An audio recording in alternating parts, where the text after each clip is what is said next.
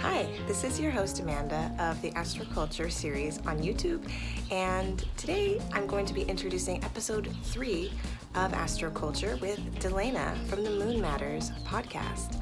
Dalanah was such a delight to talk to because not only is she an astrologer, of course, but she is a scientist in her career and a Stoic. So it was really interesting to talk to somebody with a scientific and philosophical mind, and I hope you enjoy this episode.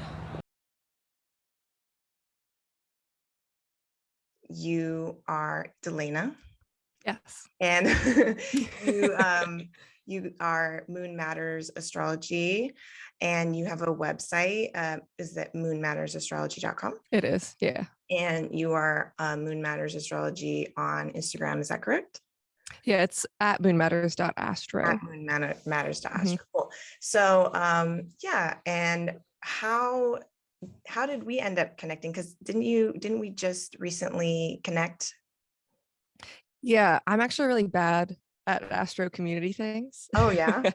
Oh yeah. I'm really bad at, I guess, connecting like outwardly with colleagues. Mhm.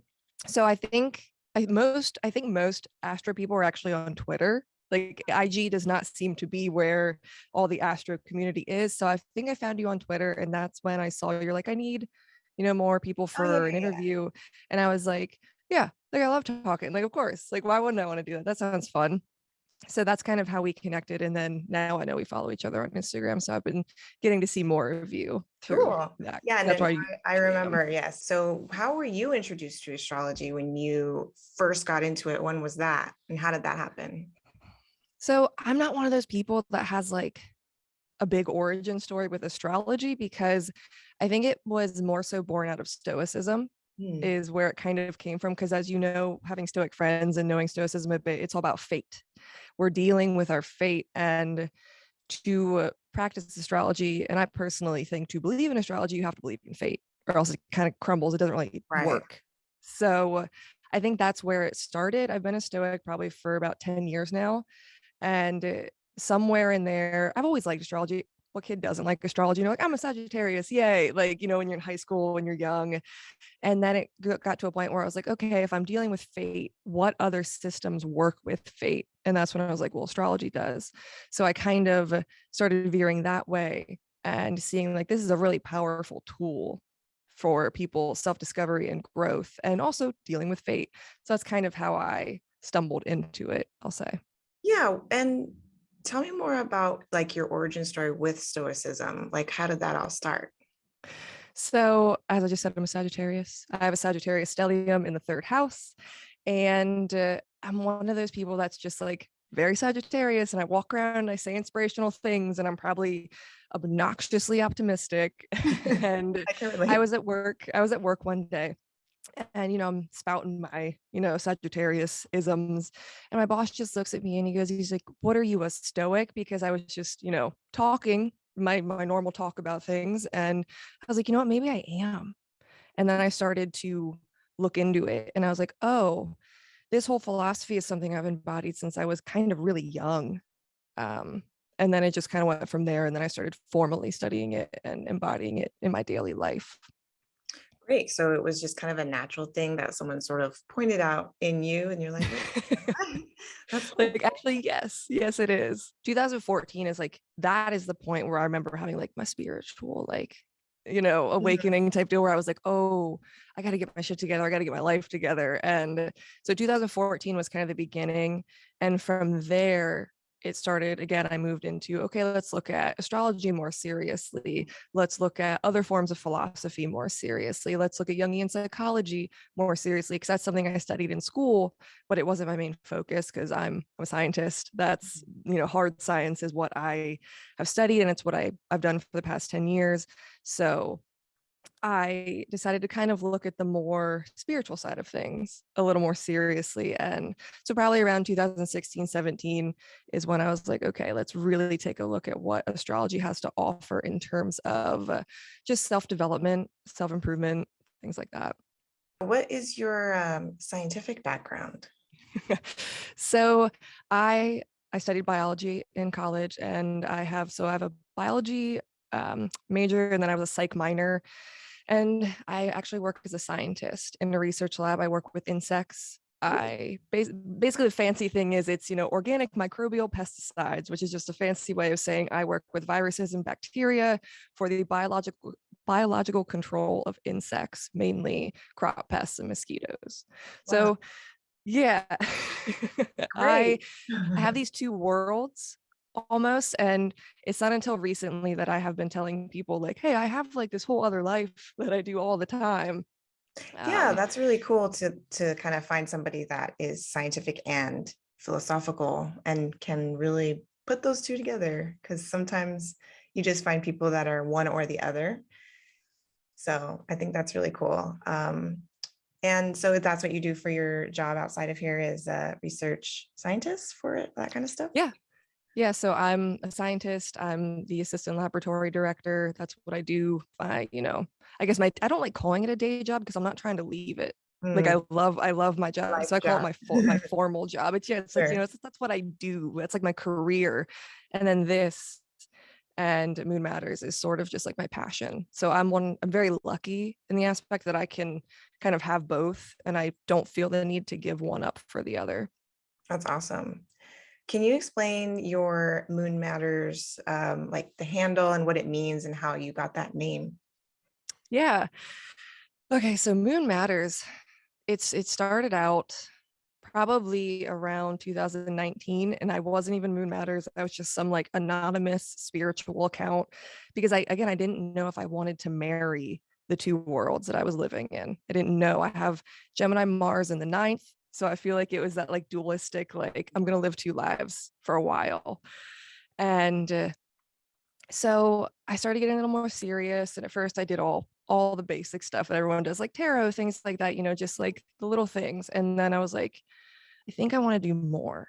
And I already mentioned my Sagittarius stellium in the third, which is very much media. For me personally, it comes out as media based type things. And even in college, I had a radio show for a short period of time. Oh, wow. So yeah, at a radio show. In high school, I was editor in chief of the newspaper. So this has always kind of been something I care about. And I was like, okay, well, what do I have to say? What is it I really want to say? And then I was like, well, I like astrology. I like talking about Stoicism, astrology. I would like to convey that to other people more. So name is big. Your name it's who you are. It's what you do. It embodies everything. So Moon Matters. I can't even take credit for it. It was my husband. He came up with it. Cool. So, but it stands for obviously the matters of the moon, what's going on with the moon, and then Moon Matters, subconscious matters, what's going on in here. That's kind of the big one for me. It's more so what the moon embodies as a symbol, and then the matters that you're dealing with via the moon, because it is important. You know how important the moon is in astrology.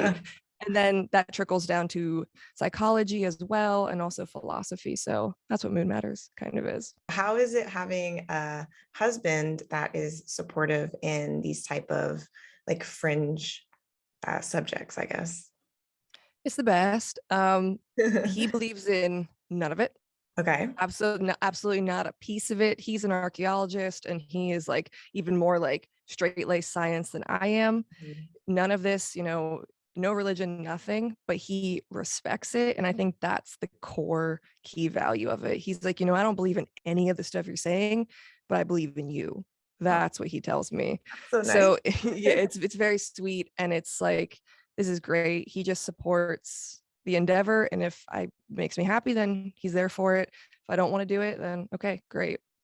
I think that's a great example for others that are like in the astrology community, that you don't have to have a partner that believes everything you believe, that they can still be supportive. So I think that's really beautiful. That's awesome. Thank you. I actually prefer it because it's very grounding for me personally. If you're surrounded by the astrology 24/7, I feel like you get in this whirlwind and you're like, what is real life? You get like lost in the sauce. So I like having friends and a husband who they are just like, nah.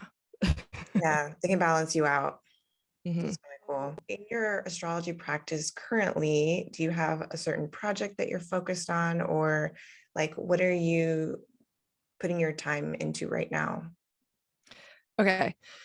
So I'll say I don't read charts personally. That's Mhm. not something that I do. I think it's a little boring. It's not my thing. Mhm. But I have people on my website who are active, readers and astrologers. And Moon Matters has started to become this thing for me where I like uplifting other people. Mhm. That's kind of the main thing that I feel I'm doing right now is I'm just doing my thing. My podcast is mainly for beginners and people who are just getting into astrology. And so I'm like a little gateway for them. Mhm. And then I want to introduce them to people who can take them further, people Mhm. who are interested in, the bigger concepts. Cause Mhm. I love the basics. I love just looking at the elements, the modalities, just houses, signs. I love all that. And I'm cool with that. And I think there are other people in the community doing really niche, amazing things.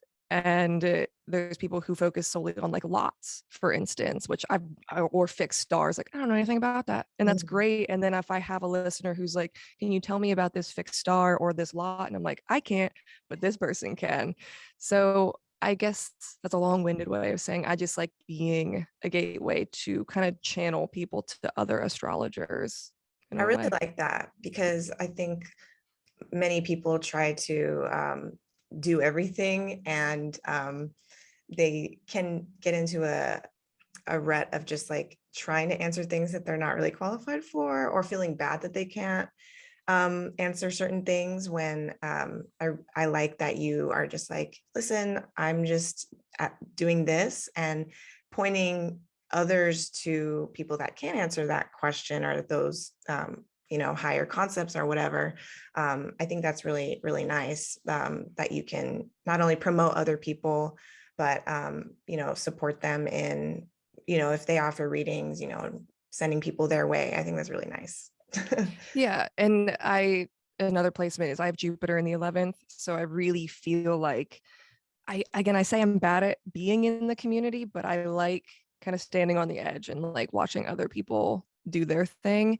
But a personal project that I'm working on is working with dreams and astrology. Oh. So yes, this is I'm very excited about it. I've been tracking my dreams very consistently, probably for like 2 years now. And it Ooh. all has to do with the moon. It's where the moon is and your dreams and things like that. So I'm not going to talk about it too much, but that's the main thing that I'm kind of working on right now, other than the other stuff with the community. That's interesting. Is that something that you talk about on your podcast? Not yet. Not Mm, yet. This is where like the science mind comes in. I'm like, I have to have an data. X number of dreams, exactly data. I have like a little graph. Uh-huh. I have all of this because for me, like I know astrology works anecdotally, and we all know, we all hear these crazy placements and how like it plays out, especially with mundane astrology, electional astrology. We see it, but I want to give it a little more validity, even so someone would they couldn't look at it and say otherwise because I've logged 300 dreams and I have this Right. data and stuff like that. So yes, data is important.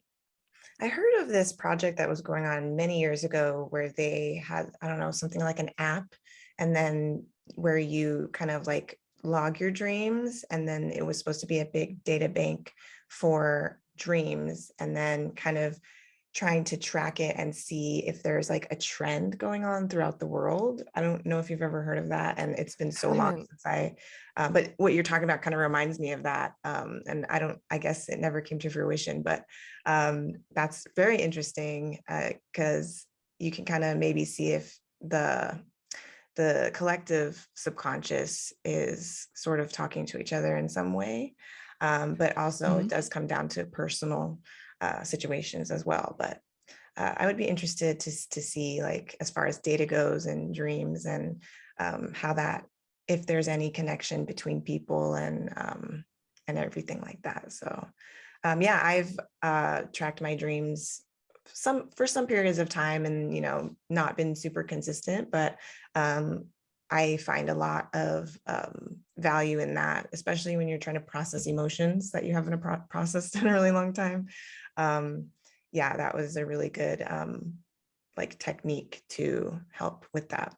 So I'd be interested to hear more about your findings, and Yeah. perhaps if you talk about it on your podcast, or feel ready to share, let me know, because I want to kind of I see can where I can share a little more. yeah. So for you especially, you have the moon in the third house, which the third house does deal with dreams as well. I assume you would probably be a pretty vivid dreamer, or you remember them well if you said you were tracking them for a period of time. But so the top two things that I'll share right now is basically what I'm doing is I'm tracking my dreams, and then I'm also logging what house the moon was in Okay. when I was dreaming. And from what I've found so far, I always, when the moon is in the 12th house, so the 12th house, it's the subconscious place. It's like a sort of a darker place. I'm not going to sugarcoat it. It's the place of bad spirits, so it's not always the happiest place. When I have dreams and the moon is in the 12th house, it is consistently not a nightmare. I don't think I have nightmares, but it's unpleasant, or it's in a basement. It's in Mm, some place that is a little more dark. It has to do with darker subjects consistently. Almost every time, if I look at my notes, it'll be like, okay, I was in a basement, or I was in some kind of underground place, things like that. wow. The house that I have the most dreams in is the third house. So for me, when the moon is in Sagittarius, when she's in her home, I Mm, almost always dream.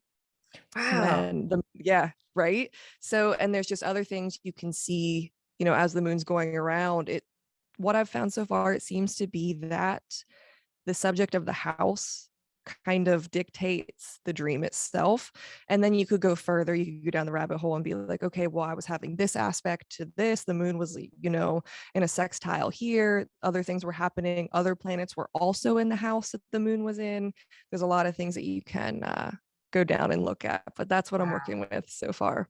Wow, that's so cool. I'm gonna start paying attention now because I do have nightmares myself, and I'm wondering like, is it when the moon is in Cancer, which would be kind of sad. It's my 12th house, but that's also Yeah. my South Node and Chiron, so it would make a lot of sense. So yeah, that's really cool. I love that. How long do you feel like you're going to collect your own data before you kind of feel ready to bring it out? Well, I have a number in my head. My number is probably way bigger than it needs to be. Mm, And that's the thing, like you don't remember your dreams every night, even if yeah. you dream every night. But so I have to like try my best to always be okay. I got to get to bed at like this time, and if I wake up at this time, and like if I drink like this herbal tea, it'll help me. Like there's a big Mhm. regimen that I'm kind of like living to make sure that this I can get my dreams basically. Yeah. Are there external factors affecting, my dreams Hmm. as well? Yeah. So have you ever noticed like astrology sort of making your life more difficult in some way? Like, has it negatively affected you at some point? Or do you feel like it's mostly just improved your life? So this goes back to me being a stoic. Mm, Nothing's yes. going to negatively affect me unless I allow it Right. to. So I would say no, no, Mhm, it hasn't, because I also don't really look at elections. mhm, I am even bad with transits. I'm like, well, what's coming's coming. Like it's yeah. fine. It's all fine. Transits don't scare me. Retrogrades, like don't fear the retrograde. None of it matters because it's all coming anyway. Mhm, I use astrology more so as a tool for me to be the strongest person I can be, so that come what may, doesn't matter. yeah. It doesn't matter. That's how I So feel yeah, about transits too. It's sort of like, why try to bob and weave something that you can't really get away you from? can't. So, And yeah. you have to be extremely confident that you are able to, say, Mars is going through this conjunction with Mars and Venus, it's going through, whatever house. And you're like, oh, something bad's going to happen there because it's, conjunct this, it's doing that. And it's like, well, you have to be pretty confident that that's exactly what that transit means, because, it can manifest in so many different ways. Right. So many different ways. And it How might are not you even so be sure? about you. Exactly. How are you so sure that you know exactly what that transit means? So that's why, again, people are amazing at it and they're super talented, but it's just not how I personally practice. Yeah, I like the more observant approach personally myself. It's just like, well, what actually did happen? And then kind of just pay attention to that instead of trying to predict what will happen. Because, like you said, how are you going to pick out of all of these significations, like how it will actually come to fruition? So I like Mhm. on my blog, I'm more about like, okay, let's see what happens. Let's track the pattern and let's pay attention. And then let's kind of put together in hindsight the story. Yeah. What astrologers have really influenced your practice? Like, who are the most influential astrologers in your life? I think this is going to be the stock answer that most people give, which is, Demetra George, Chris Brennan. So those are the big ones that I personally really felt called to, mostly because they seemed like they had the most validity. And, Mhm. it's very important to me. It seemed like they put the work in, they have the data. So most of what I have learned has come from them, their books. So those are the two. Those are really For the sure. only two I would say. Do you remember who gave you your first reading, or have you had readings in the— Okay. I do know because I just got my first reading like a month ago. Cool. Okay, so this is also part of my approach to astrology. And why I don't do readings because Mm. I can't tell you who you are. Mm. Don't come to me and ask me what, Chiron trine this planet means or Mm. what this opposition means. I'm like, I don't know. You the Mm. one, you have it. It's You're your living it. life. Yeah. Yes, you are the living embodiment of that placement and don't give your power away so quickly. So Mm. Moon Matters is all about teaching, and it's all about teaching you to understand what these mean. Like on paper, sure, I could tell you what any aspect means, what any planet means, but I can't tell you what it means for you personally and your lived experience with it. So yeah, I actually just got a reading done because I felt like that was something I should have done. I was like, oh, if I'm gonna really like be in this world, I should have at least got one reading done. And I did. And I just said, make it very general and just, go over whatever, like, what's my life purpose? Like, go for it. And basically, everything they were saying was just echoing what I knew about myself because I have studied this. I do know myself. And yeah, so it was not too long ago that I got my first reading. That's good. So your experience was more of validation of what you already knew, Yeah. which I think is really helpful. Even if you're not really learning anything, it's just that, oh, they can see that, what I Yeah. already know. So I like Yes. that. As far as the astrology community, I know you mentioned like you're kind of still finding your place. Where do you hope to sort of fit in? I know you said, you're guiding people to others, and I guess, how do you want your practice to sort of develop over time? I don't know. I Mm. really don't. I'm okay with not fitting in or having a place because I'm not here for other astrologers. I'm Mhm. here for people who want to learn astrology. That's truly how I feel. I'm here to help people not get scammed on Etsy when they're like buying, a reading from someone who's a scammer. I'm just here for people, I guess, who really aren't astrologers and the like who want to get into this through a safe channel that they know like they're not going to get scammed, they're not going to get fear mongered to death over like a placement. That's really what I want, is a safe channel for new people to come in, and then I'm cool to just step back and watch them go and flourish. So when you like started to introduce yourself to astrology, was there a process of skepticism that you had to sort of go through? What kind of skepticism process happened for you? I'm more skeptical now than I've ever been, Mm. honestly. Mhm. And I say that with pure like love for the art of astrology. I think if you're not questioning it all the time with every transit, with every placement, then you're complacent and you're just like apt to like, yeah, that's cool. Like, yeah, I believe it. And so for me, it's not that I don't believe it. It's just that I'm skeptical. Like, I want to know more. Show me more. Again, data, show me more things. Mhm. So for me, that shows an interest. And one of the reasons I love astrology is because I'll never know it all. I'll never get to the end. And that's very appealing for me personally. It's not like I'll ever get this achievement and then be like, okay, I'm done. Mhm. There's so many mountains to climb, and that's very appealing for me. So the more I can question something, the more I can seek validity in it, the more interested I am. So right now I'm very skeptical. There are days I'm like, I'm going to throw this all out. I'm going to stop podcasting. There are days where I'm just like, I'm done with this. And, you just got to let those days simmer. But That's yeah. good. I think a lot of people need to hear that, because they might think that because we are astrologers that we don't have any skepticism. And I can agree with you that, when you stop questioning, then you are just complacent and you believe anything. And what's really the value in that? So I think I agree with you too, is like the chase for finding validity is very exciting. How much do you lead your life based on astrology? And how heavily do you rely on it in your day to day? And what kind of boundaries do you put on yourself? I don't lean on it. And this is against Stoicism. So how do I describe this? It's like, I honestly just live my life. It's a rare day that I pull up the chart and like look at transits. It's a very rare day. I have my ephemeris that I look at, and I put in my my planner. I put all of like the ingresses and things like that and all the retrogrades so I can talk about them to other people. But it's not like I look at my chart and I'm like, oh God, this transit's happening, this retrograde's happening. It doesn't jive with me, because no matter what the transit would be, good or bad, per se, what it's supposed to mean, it means what it means because I perceive it that way. And that's Stoicism. It doesn't matter. I can always find the merit in the mud. I can always find, the silver lining in anything because of Stoicism. If it's a test, if I was supposed to be tested, okay, then let's pass that test. Let's get through it. Let's find the way around it. I'm always pivoting. I'm always moving. Nothing is going to knock me down because I'm secure in who I am.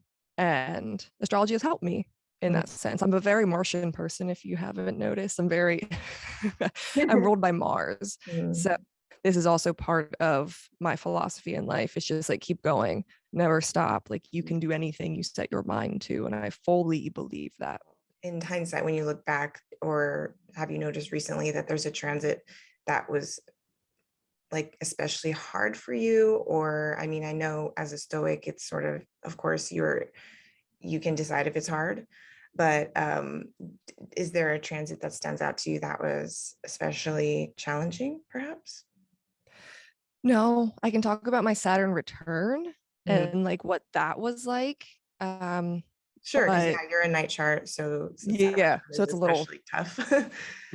even though it's, my Saturn's in Capricorn, so it's in domicile, it's still a night chart. It was still like, ugh. So mine's in the 4th house, and during my Saturn return, I spoke to my mom for the first time in like 20 years. I got married and bought a house within 2 weeks of each other. Whoa. Yeah, my wedding that I didn't even want. My stepmother was like, that broke our relationship completely. It was like a whole thing. But it happened, and now it's over, and now I'm here.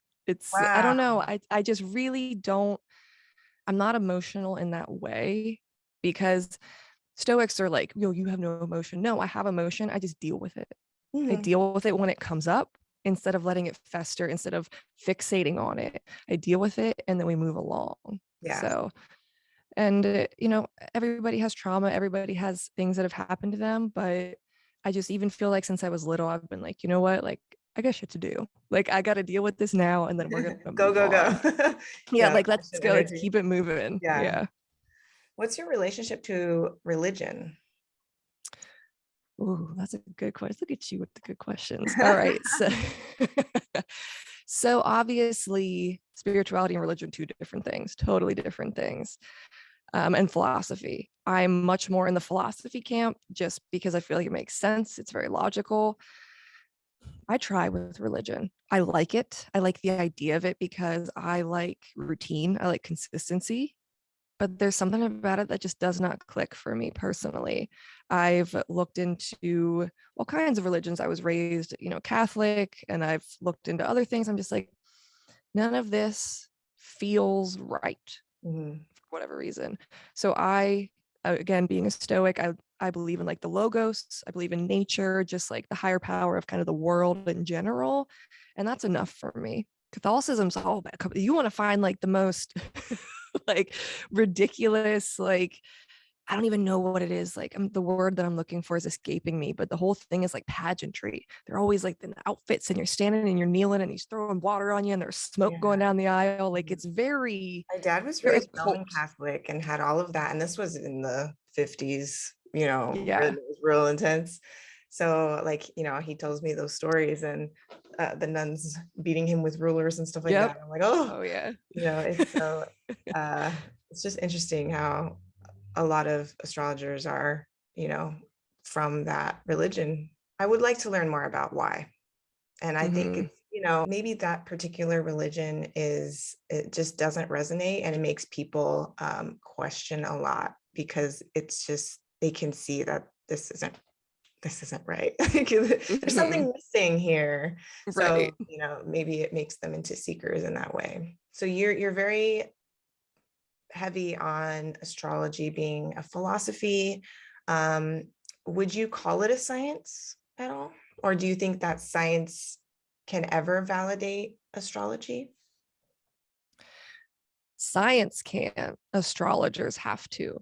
Mm, Astrologers have to take the initiative to somehow, again, collect as much data as they can, do these projects that it's going to take a lot of time and it's going to take a lot of effort, but it's worth it. I think it can be validated in some way. And I think right now, it feels like an art okay. as compared to a science, but I think there's room for it if the right people come along and really kind of almost give their life, like dedicate their life's work to showing these trends and showing data.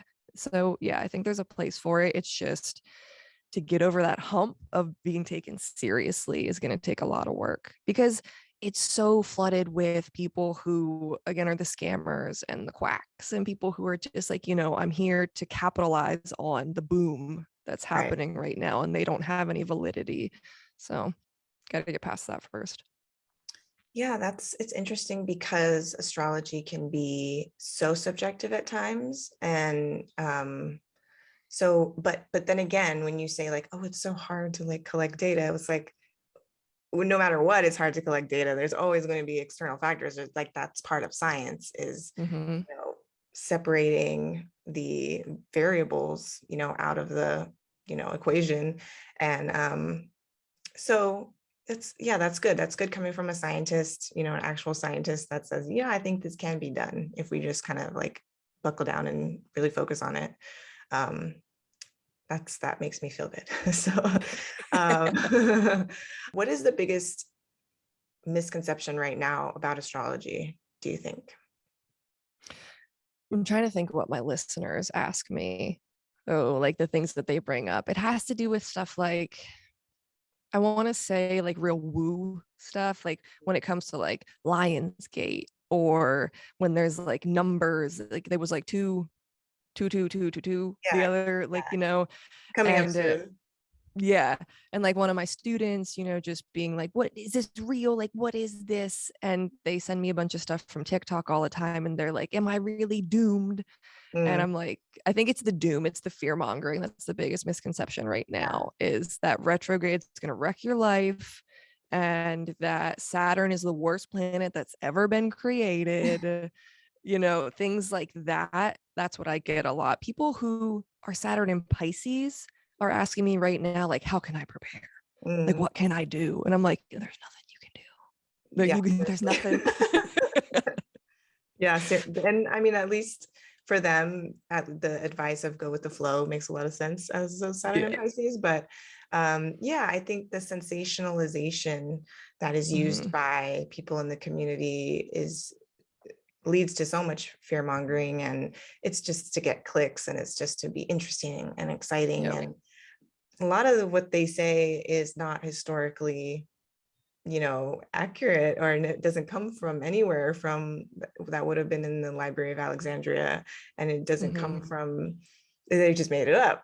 So, you know, yeah, that's really important for people to know that there is a lot of that going around, and you have to look at everything, you know, with a healthy sense of skepticism and figure out where it's coming from and if it is actually true instead of taking everything at face value. Yeah. Um, I tell people all the time, like, you know, there's actual books that have been written on Yeah. this. And I think I get so not annoyed, but I'm just like, because also in Jungian psychology, the same thing happened. And I'm like, y'all know, like Jung himself wrote books. Like, you don't have to read this blog post that's like Yeah. yammering on about the shadow in a really like untrue way. You can actually read his books where he talks about it.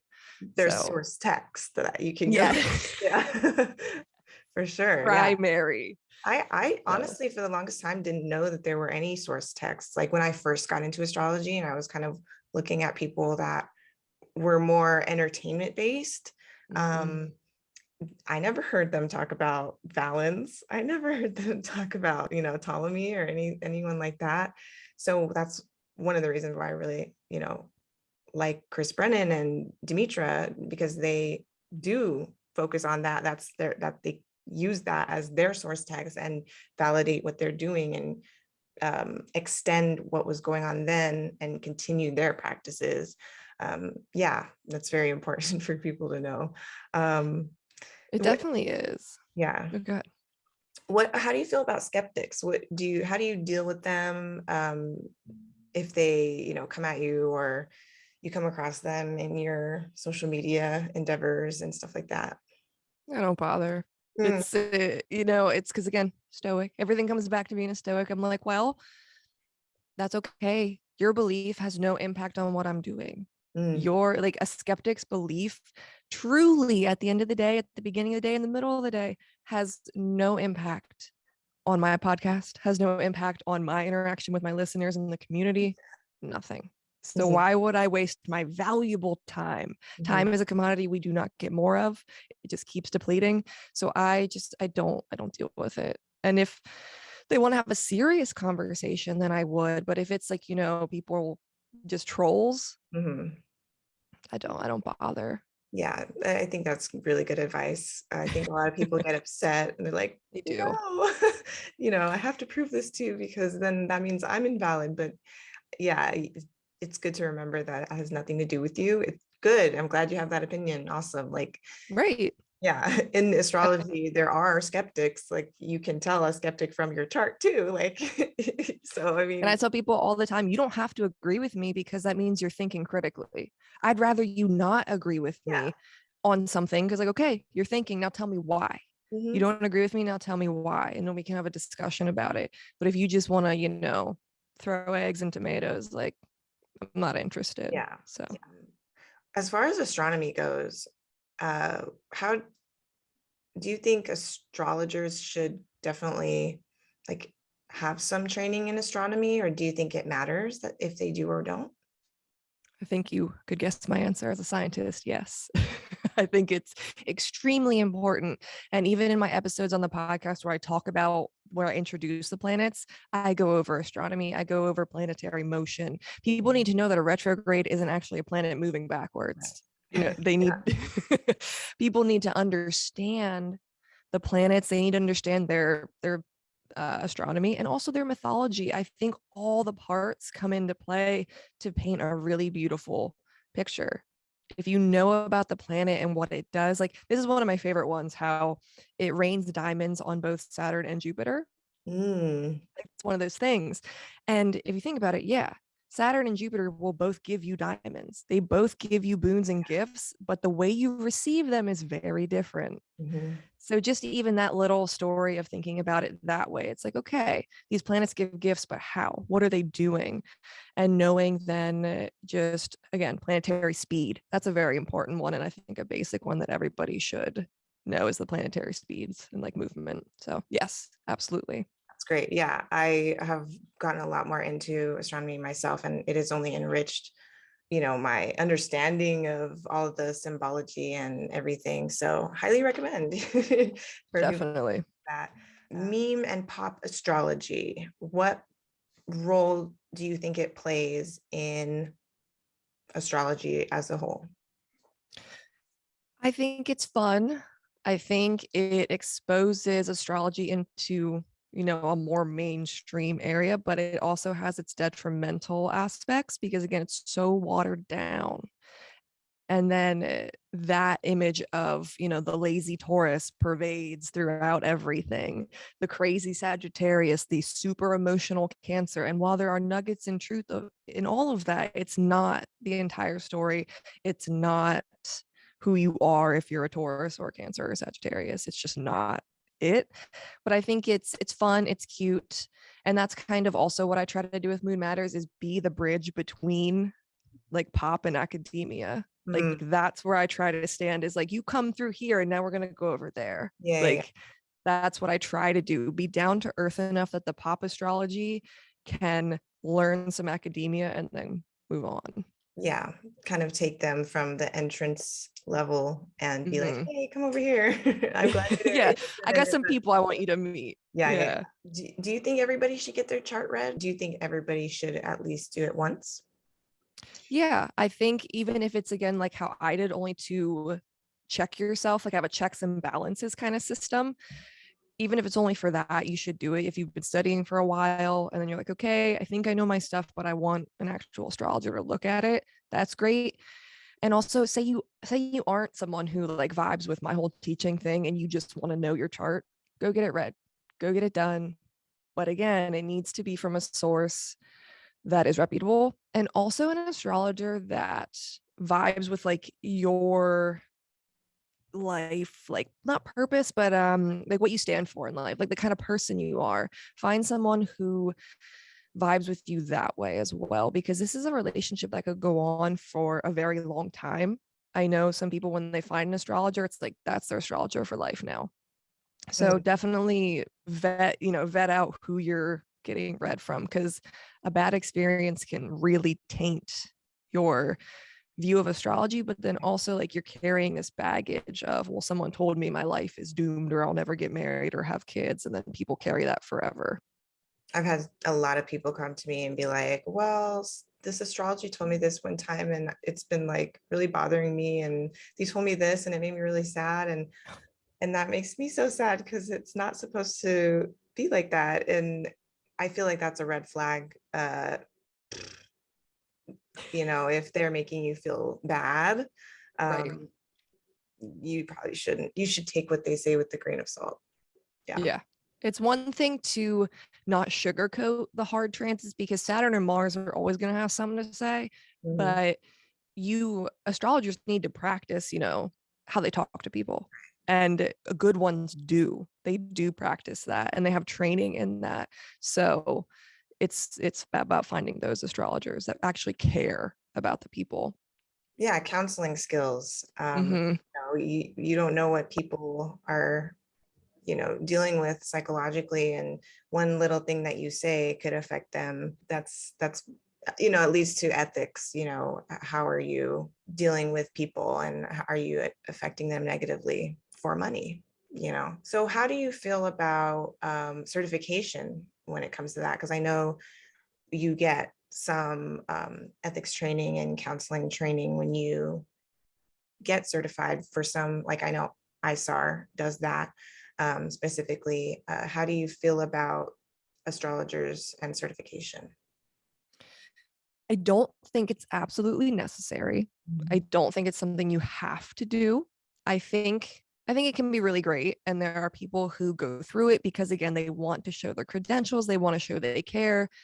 And then I think there's also people who go through it and they might do it for the wrong reasons. It's like with any job, like it's just letters behind your name. At the end of the day, I'd rather have someone who is a good person than good on paper. So that's important to me personally. So I think it's great. Again, nothing against it. Awesome. Go for it if it's something you want to do. But I don't think people should feel like they have to in order to participate in this community. Definitely. It's possible to organically get the information.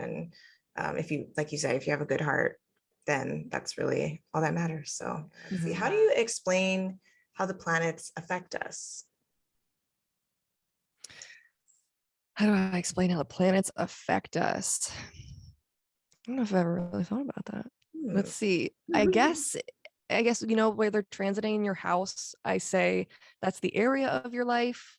And then the planet the planet's not like a god Mhm. per se. It's, I guess if we're really getting into it, it's more like an archetype because it goes back to Jungian psychology for me. These are kind of like archetype placeholders. And this archetype, Venus is moving through this area of your life right now, which you may experience as blank. Mhm.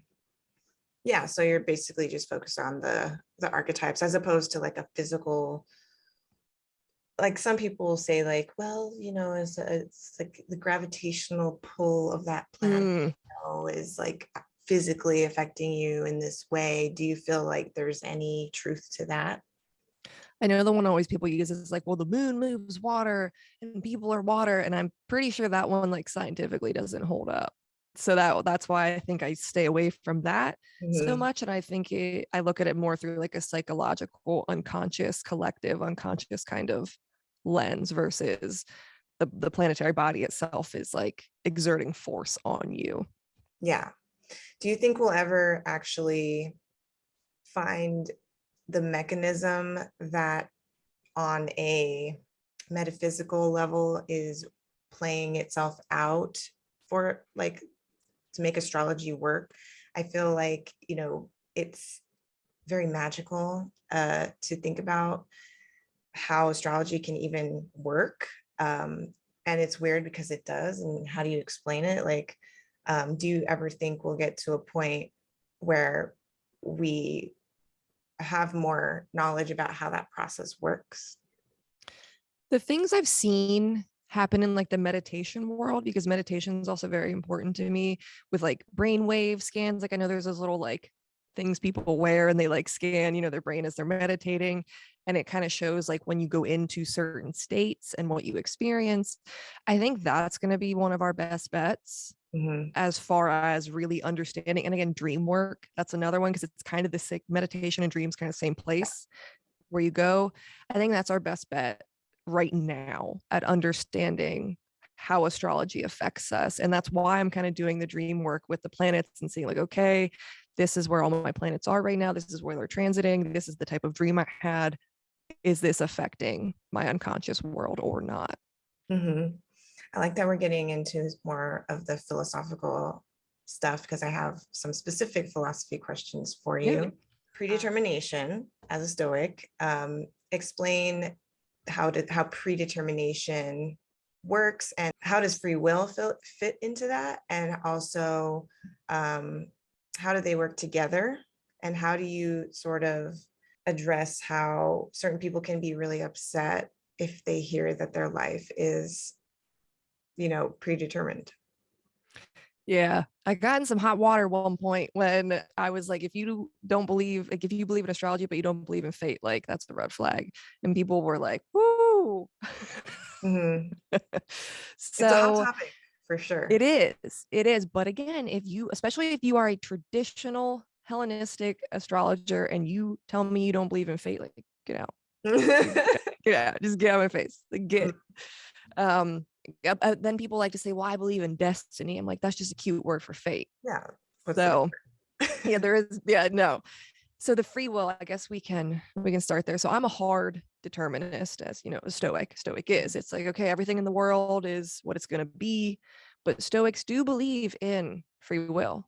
In here, I make my choices. So let's set up a scene. Say I'm supposed to inherit a company, or I'm going to be some like business mogul someday. Like that is well down the line, like predetermined for me. I don't know it because but it just is. Let's say we know it is. The way I get there, that's what I'm choosing. I Mm. choose that. And then when I get to that point, it's like, okay, well, what did she go through to get there? Did she take this path? Did she take the easy path? Did she take the hard path? Did she kind of go up and down? Did she veer away from it for a while? Because what's meant for you is always going to come. And that's why I think I'm so chill a lot of times, because I'm like, I'm not going to miss it. Yeah, Yeah. I'm not going to miss it because it's coming for me. Like it's whether I'm running the other direction or not, it's coming for me. And this is where I think people need to be more intuitive in their bodies and in their minds, because you can feel it. I can feel when I'm veering off my path. And this sounds like so like out there a little bit, but like I can feel it because I'm like, something in my body's telling me like I'm going the wrong way right now. I still might go because you need to explore, you need to have that free will to really find yourself and then come back to yourself. Yes. So yeah, you have free will. It's not like when I wake up in the morning, like it's been predetermined that I'm going to eat this breakfast. I think people think like when you say they don't have free will, they think all the choices, like me taking a sip of water, like predetermined. Like, like, and that's not what it is. It's more so that these big things in your life, you're not going to miss them. That's what I really feel it is. And any hardships you face, they're coming for you one way or another. You miss them this round. That's why you have like 3 Saturn returns. You know, you miss it this round, it's coming for you in the next one. So Yeah. I think that concept has helped me so much, knowing that I can't miss it. I can't make the wrong decision and go down the wrong path and then miss my destiny because I was busy doing something else. That's a lot of pressure that I was putting on myself in the past. Like, oh my gosh, like, I'll miss my chance to do what I'm supposed to do if I'm, whatever. And it has taken so much stress off of me to just be like, there's no way. And I do agree as far as like, that paying attention to your inner world, like what is it telling you? Is it pushing you this way, and why? And if you follow that, how do you feel now? If you go against it, how do you feel now? Because even during the pandemic, I was living in Colorado at one point, and I felt in my body, I have to go home. And that meant I have to go to my parents' house in Reno. I just have to. I don't know why. I don't know what's going on, because I was avoiding them for so long because I thought like, oh, I'm going to bring them coronavirus and I'm going to kill them. And I just was like, I have to go. I have to. And I don't know what it was telling, like what was telling me that, but I came here, and as soon as I came here, my health situation exploded, and I, had a horrible like health experience. And if I had been at the other place, I could have never dealt with it properly. So I genuinely believe there's something telling you like, hey, knock, knock, knock, like you need to do this right now. So it's important to pay attention to that. Because it could make your life easier if you kind of listen and pay attention. How do you feel about reincarnation and past lives? I wouldn't rule it out. It's again, that's like in a spirituality and religion I don't know enough about to say it's right or wrong. I haven't explored it, and having the scientific mind, like I can't say it's wrong if I've never really given it a fair shake. So I would be open to it. I'd be open to the possibility. And if there are people who are really well versed in it, I'd like to hear what they have to say and like why. And I just don't like when, again, like the new age kind of grabs it and is like, you've been here 40 times. And it's just like, that's too much for me. And maybe it is, but packaging matters. The way we package spirituality, astrology, any of it, that matters. So I like a little bit more professional packaging in these things. I think it gives it that validity. So yeah. If you're going to say something kind of outlandish, give us some credibility to like help us believe what you're saying, and acknowledge that it is not traditional, science. And yeah, I agree with you there. What happens when we die? Oh, if you ask my husband, he just worm food. That's where he's at. I don't know.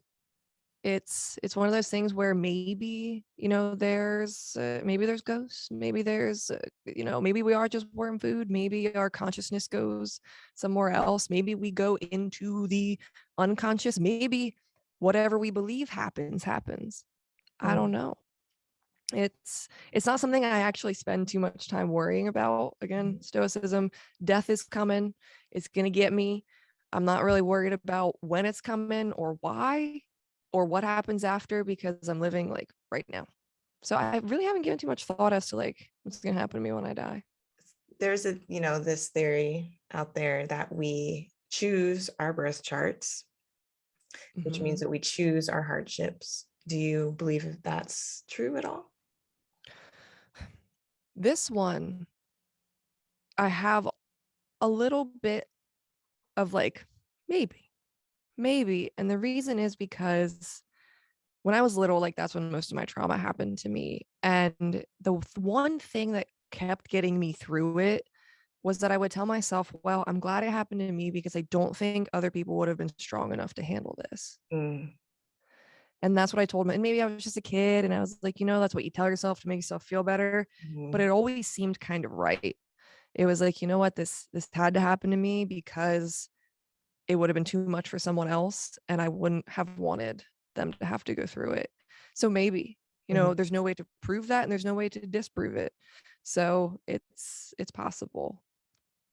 Yeah, I definitely could see how it could be a coping mechanism, but also I've seen people get really upset, with for that too, because that goes into the predetermination situation. Like, you know, people are like, well, why would I choose this? And I think if you're able to grapple with that and sort of get past that and work through the emotions associated with that, then there is value on the other side to seeing that maybe there was value in what I experienced and how did I learn from it and all that stuff. Yeah, Yeah. people get, I think, pretty upset with me when I'm like, all of it did make me stronger. Like, I know that's like a thing. People are like, your trauma doesn't make you strong. I'm like, but it did.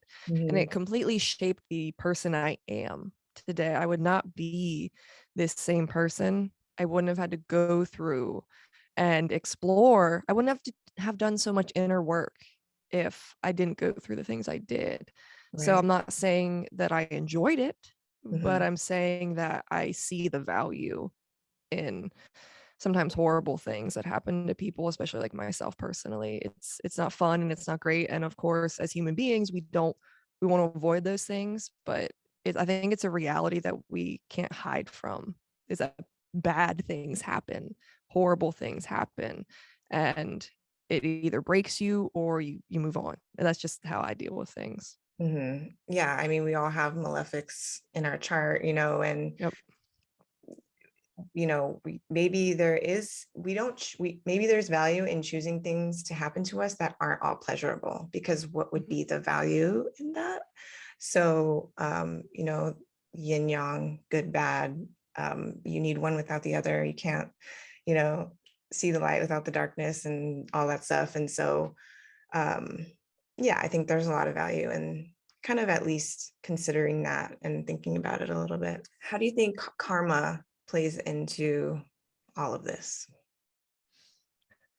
Karma is something that, again, that's like in a religion and a spirituality that I don't deal with Mhm. very much. So I'm not saying that karma isn't real, but the new age version of karma that gets thrown around, I don't think that's very real, because I think we see it all the time where very bad people get away with things and there is no justice for it.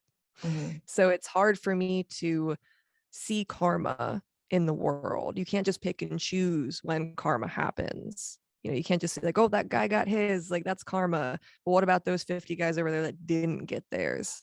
Where's their karma?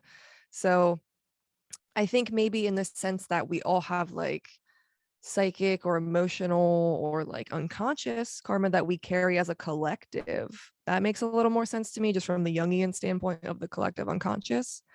Um, but I think attaching price values or price tags to the actions that people do is dangerous, and expecting them to be like have like retribution or revenge, things like that.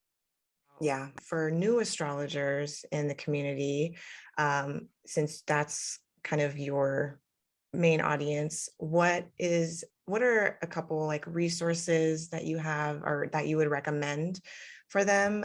And obviously your website, but as far as like, books and other things, what would you recommend to them to kind of make their practice more, you know, what's the word? I get what you're saying. help their practice a little bit. Yeah.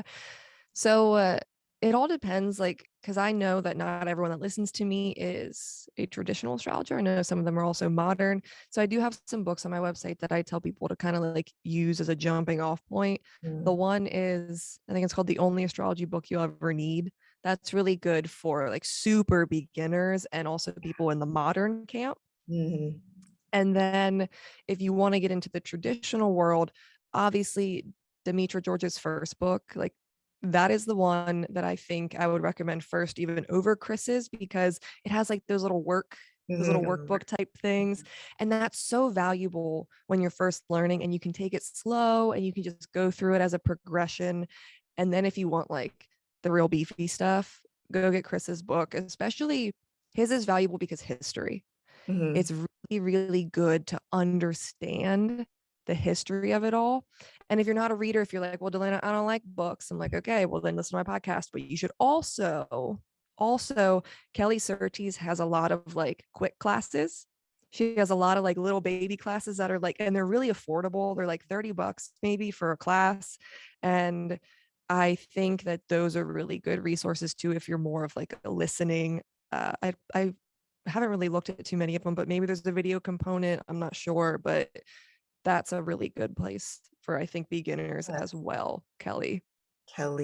Yeah, she's incredible. Love her so much. Yeah, she's great. Yeah. Has a very like, because Chris, I think sometimes people are intimidated by him because he is very like academia scholarly, and so Kelly's like a nice soft landing place where it's like, come in, learn astrology, like we'll go over things. So sweet. Very good place to start. Yeah, I like the dynamic when she's on the show, the astrology podcast. Like, you can see how the dynamic between Chris and Kelly is like they balance each other out very well. Yes, very much. She's really lovely. How do you feel about the future of astrology, and how would you like to see it implemented into society if you think that that's something that's valuable? I think we're in a boom, kind of like, 60s and 70s, where I think we're in a really big boom right now. And it's nice to reach as many people as we are, but we are going to probably fall off at some point again, because that's just how it goes, the ebbs and the flows.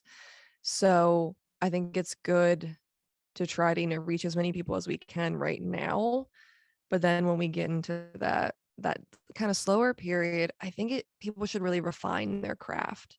The number one thing that I would say for other astrologers is kind of what we talked about in the beginning, like circling this background. You don't have to be everything. You can choose what your passion is in this art, in this study, and like focus on it and just be really good at it. And because there's a million astrologers, and if you find the thing, like if you really love, again, like lots or fixed stars, stuff like that, then study those and do those. You don't have to be everything for everyone. And then for the people that are just like getting into astrology, I think that just take it slow. Again, you don't have to learn all of this overnight. I think people think they have to be an expert right away. And then as far as society goes, society isn't ready yet. Truly, like I often forget that like not everybody believes this. Because I can get so immersed in it, and I'm like, oh wait, not everybody thinks like this, or not everybody thinks this has like validity to it. So I don't think society's full on ready, which means the astrologers that we have coming up now need to be like on their game.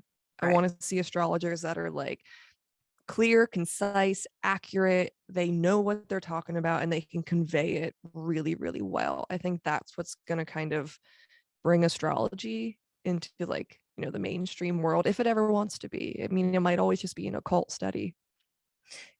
Since you are interested in the Jungian type information, do you feel like there's a place for astrology in psychology practice? And do you think it would be beneficial for psychologists to maybe incorporate astrology into their practice?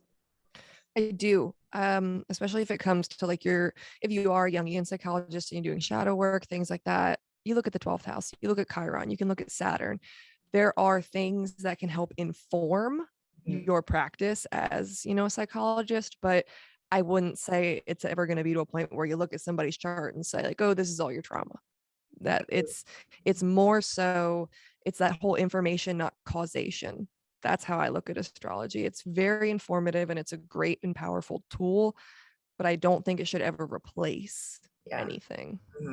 Use it to supplement what's already going on. Yeah, definitely.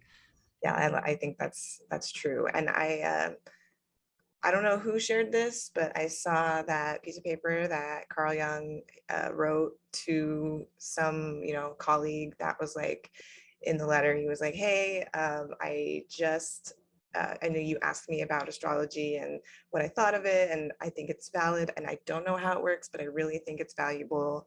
And I've been meaning to post it on my Instagram. Have you seen that? I haven't, but I have a book that it's like, you know, C.G. Jung on astrology. And then what it is they took every single excerpt that he mentions astrology or talks about it. And like, this is the book. I'll send you a picture of it then later. Cause it's really great. Cause, and it even has his birth chart in it. Yeah.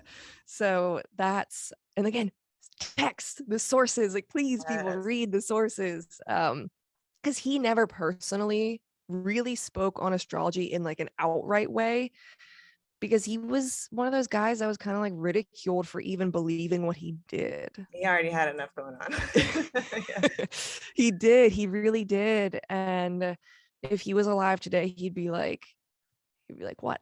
You know, like what? Like these people like adore me. So he never personally spoke on it super big, but this book was just like a collection of all the times it's ever been mentioned, so it's pretty cool. Oh my gosh, I would love that. I would love to read that. So I think that's probably all my questions. Are there any things that you want to like shout out, or you know, of course I will have your website and your social media in the description of wherever I post this in the future. Any other things that you wanted to mention? Just that, you know, I don't do readings, but there are 2 astrologers on my website that they would love to do readings for you. Also, if you ever want to support the Moon Matters podcast, you can do so by donating to the organization on my webpage. I myself am a free resource, but I think right now the ACLU is what I have up on there, and I'd really like people to donate to those causes. I change the cause every couple months or so, but that's the one that I got on my website right now. So if you really want to support something or me in general, either book with one of the astrologers on my page or donate to the ACLU. That sounds great. Thank you so much for being here and spending time with me and answering all my questions. And I'm so excited to see what's to come from you and your website and your podcast. I would love to do you have a YouTube channel for that, or it's everywhere? I mean, I have a YouTube channel, but I don't use it. I'm just like parked on it. So that's all. So you're just on streaming services? Yeah, you know, you can Spotify, iTunes, any big streaming platform. You can even just stream it from my website anywhere. It's there. Yeah. That's awesome. Thank you for everything. I can't thank you enough. Like, this really means a lot to me. Of course. You're just a really great asset for my project. So thank you. I'm glad to be a part of it.